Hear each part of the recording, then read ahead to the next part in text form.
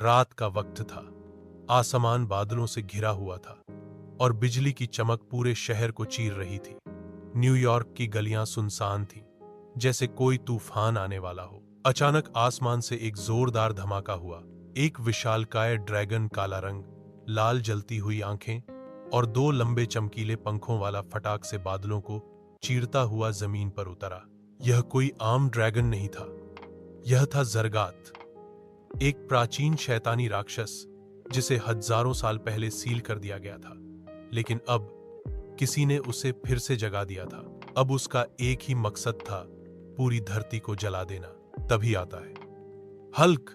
कहीं दूर एक गुप्त प्रयोगशाला में ब्रूस बैनर न्यूज देख रहा था। जैसे ही उसने ड्रैगन का लाइव फुटेज देखा, उसके भीतर कुछ फट पड़ा। उसकी सांसें तेज हो गईं, आंखों में हरे रंग की चमक आ गई। अब हल्क आएगा। अगले ही पल वह हरे रंग के विशालकाय राक्षस में बदल चुका था। हल्क। पहला टकराव। हल्क उछलता हुआ शहर की ओर दौड़ा। जरगात आसमान से आग उगल रहा था और इमारतें धू धू कर जल रही थी। रुक जा, हल्क ने दहाड़ लगाई। ये मेरा शहर है। ड्रैगन हंसा।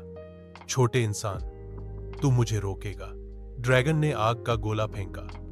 हल्क ने पास खड़ी कार को ढाल बना लिया। विस्फोट हुआ, धुआं फैला। अब मेरी बारी। हल्क ने जमीन से कूदकर ड्रैगन की छाती पर जोरदार मुक्का मारा। ड्रैगन पीछे हटा, लेकिन फिर उसने अपनी लंबी पूंछ से हल्क को घुमाकर फेंक दिया। हल्क जमीन पर जा गिरा। धरती कांप उठी। डेढ़ लड़ाई और बढ़ी। हल्क उठा, गुस्से से उसकी आंखें और ज्यादा चमकने लगी। जरगात ने उड़कर आसमान से बिजली फेंकी।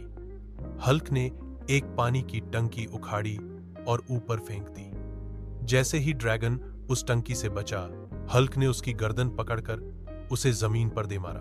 जरगात गरजा, तेरी ताकत बढ़ रही है, लेकिन तू अब भी इंसान है।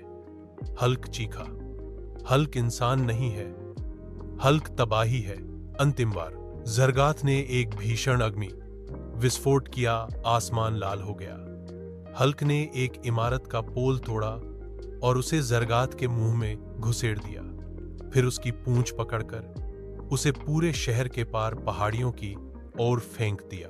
धरती कांपी, चट्टानें टूटी और जरगात जमीन में गिर पड़ा। हल्क धीरे धीरे उसकी ओर चला। जरगात की आंखों में अब क्रोध नहीं, भय था। तू रक्षक है, वह बड़बड़ाया और उसकी काली रूह धुएं में बदल कर उड़ गई। अंत। हल्क थक कर बैठ गया। शहर जला हुआ था, पर अब सुरक्षित था।